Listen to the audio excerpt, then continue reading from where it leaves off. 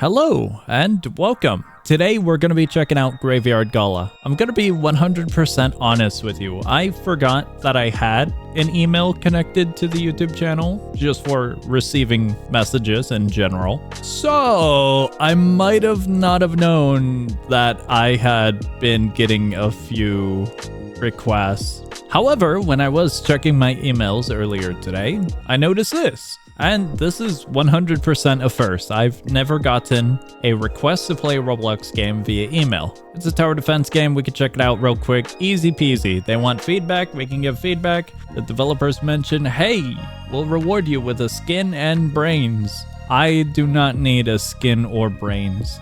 But I figured overall, yeah, we'll try this out. We'll see how it goes. What am I looking at here? They spawned here. I understand that, but do we not have towers? How does this work?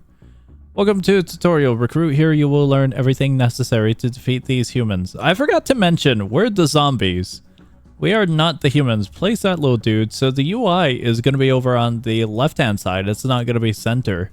That's real interesting. We should probably put it like here maybe, because then we can reach here if they leak through. That's what I'm thinking. The UI is actually really clean. Check that out. However, the pacing already feels a little bit slow. It looks like it's singular path, and it looks pretty straightforward. Good work. Now prepare for faster enemies. Okay, how do we do that? We have this dude, and he's a melee. So we could put him right there. Despite us being zombies, we're fighting zombies. Is this correct? Maybe for the tutorial, they're all training zombies. Also, we have a limitation of 60 total units that could be placed. High defense enemies are coming. They take less damage depending on their level of defense. Place a level 2 Z-Pitter? Okay, we have to put him over here. What is this? What are you? Okay, this unit should attack. Yeah, this one attacks invisibles. Necromancer is very close to us. He will summon more enemies. Okay, upgrade that one to level 3 and place a level 3 up on a high spot. That one's upgraded, and we could put this one up on a high spot, and this one can be upgraded as well. It looks like there's stats above them, but it's incredibly hard to see. So there's like these icons over here. This one is for invisible, but it looks like there's something connected to them as well. Flying balloons. Be careful, recruit. You'll need the right towers to attack these guys. Place a level 4 right there.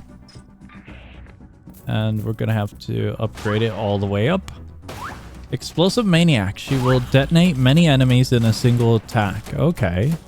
So there's a balloon guy up there. No longer up there. I'm gonna be honest, this is already pretty cool, but I'm a little bit worried about it. There's one detail in particular that has me worried. Sell your towers except that one, upgrade them to level 4 and place a level 4 laser. Okay, so we gotta upgrade this one, we gotta sell that one, this one, and we gotta sell this one. That's really interesting that the tutorial wants us to sell them. Okay, that one's upgraded. We don't have health bars, do we? Did we need the extra currency to get this one all the way up? So that's quite strange and interesting. Oh, he's a summoner. We have friendlies over here. That's pretty cool. Yeah, these guys have a little shield by the looks of it. It's pretty hard to see the shield icon next to the health bar. I kind of wish there was a clicking mechanic or functionality that would allow you to pop up a UI showing stats a little bit better. All right, we're back in the lobby, and that's going to be the story. This is a shop. What do we have in here? So these are all of the different zombies that you can acquire. And yeah, it does look like you can get a bunch of them in this game. 38, I think, was mentioned. Oh, as mentioned by the developers, I get 1,000 brains. I also think the 1,000 brains is actually kind of a bad thing. It takes away from the new player experience and just makes you fully go into it. So I won't be spending it. Looking around, it uses your standard teleport system. I'm gonna be honest with you, I don't really see the purpose and need for a little playground area. When it comes to the UI, this button doesn't seem to do anything. This button opens up this menu right here. These seem to be badges, but they don't connect to a reward system like other games would. This button right here brings up the Roblox UI to invite friends. And lastly, the star icon is the favorite the game. So really, the entirety of the game is right here. Also, it looks like I got no EXP from the tutorial. It doesn't look like there's a way to preview stats other than this, so we can't actually see any of the upgrades or any of the potential abilities connected to them. We also can't use the 1000 brains because all of these are, I'm going to assume, locked behind difficulties or levels. I'm not sure what recruit is or any of these other ones are, but that's a lot of them locked behind whatever this one is. The developers did say there are skins, but like, how do you even take a look at the skins? Over here, there's donations. Over here, there's also a nostalgia pack 1 and 2, but how would you, like, this is all of our buttons. I don't know what I'm missing. What I'm getting at, the lobby and the UI looks very, very unfinished and very confusing because I don't know how to check my unit stats, how I would apply skins. I don't know how to do like the most minimal amount of research inside of the game regarding my units. Now that we're in a match, we can actually check out the different maps and their difficulties. Rank must be recruit to unlock a lot of the maps. What in the hell did I look at? There were multiple starting zones. I have no clue where the exit actually is with this map. Okay. The exit is there, and the exit is there. It's an easy map, but it's a dual path map in 2 ways. It's a dual path and dual exit. I'm not entirely sure that this map is balanced for easy, given that's the gameplay. The entire map is 2 straight lines. I am very, very amazed by that. What in God's name is this dialogue? The dialogue is really bad. I found the settings. It took me a while, but now we can hear the actual gameplay sounds. Also, I'm turning that dialogue off. That is completely useless. The game has a bunch of symbols here. I'm really not sure what any of these mean. I don't know which one of these is range. I don't know if that's a reload mechanic. That one has to be damage, right? Never mind, this is attack rate. I don't know what my reload is. The in-between time. Guys, I'm not sure if I have ADHD, but I'm gonna get diagnosed eventually. All I've been doing is running around the map, just wasting time because I've got nothing to do in this game.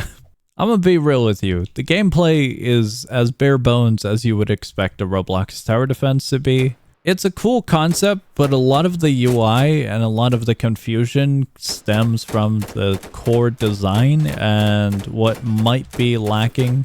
There's no keybinds. I just realized that. Keybinds are really, really basic in tower defense games. Oh, there is a keybind. There's a keybind to upgrade, but there's no keybind to sell? There's a keybind for this? I am so confused by the priorities of the keybinds. Unless they're weird. I don't know what the keybinds are necessarily, so they could just be very hidden and I am unaware that it's like L, K, J, and H all the way on the other side of my keyboard. Gonna be honest with you, this is the entirety of the gameplay. It's really what you would expect of a Roblox tower defense. You just sit, you wait, and you just let the towers do their thing while upgrading and checking back in every once in a while. The tutorial had more mechanics than the actual match, which is extremely surprising. So there's probably a good amount of content in the later waves and later difficulties, but the early start is incredibly boring. Please kill me, Duck. Do it. End my suffering. Thank you, Duck. I don't think that health is correct. We ranked up. Although, no, we didn't. We're level 4, but we're still a beginner. I have no concept of when we actually become a recruit. So that's awesome. Another really awesome aspect about the game, sarcasm, is that you have a limitation of 4. Despite the tutorial having a bunch of different elements and aspects regarding traits, which is quite conflicting. And this is the one detail that I was really worried about. Given that all of the zombies seem to be a singular upgrade path, it feels like every zombie has their own specific niche and their own specific role. I would have to imagine a little bit later down the road, there's going to be a standardized meta that you just have to conform to, which would make 90% of the remaining towers completely useless. So the dynamic of balance is something I'm already worried for when anticipating getting to later waves. What in the absolute hell is this? This is another dual path map, but the map is extremely large. The reason I bring this up is because in tower defense games, I like using the different towers and seeing how they work with other ones. Games like Tower Heroes, TDX, and even TDS are very, very fun to mess around with gimmick towers, holiday towers, and any new towers that release in updates. So I suppose the game is pretty much a quantity over quality scenario, where if the units themselves had a little bit more depth, a little bit more detailing in terms of mechanics, it would do absolute wonders, and I wouldn't have too many fears when looking forward to progressing in the game itself. Also, I noticed this, you don't get damage currency, you get kill currency. Basically, you don't get money while you damage the enemy unit, you get money whenever you kill a unit. What? What? What do you mean? The hunter, the little sniper, in the tutorial was a hill unit. The stinger in the tutorial was a ground unit. These have somehow swapped. Okay, good to know. Very, very, very good to know that the tutorial is incorrect, or there's like twins and I apparently got the twins that are the opposite of the tutorial. Also, nice collision we got here. Actually, there's no collision at all. I thought the game was going to be impressive and interesting given the amount of units, but it really isn't. It's bare bones. All right, we're back in the lobby and we have now ranked up to recruit. I feel like I have done absolutely nothing in the game. So I'm going to be honest, getting to recruit doesn't feel like an achievement. It just feels like a pat on the back and, hey kid, you did good. I quite literally did only 2 matches. In those 2 matches, I still have no concept of what is good.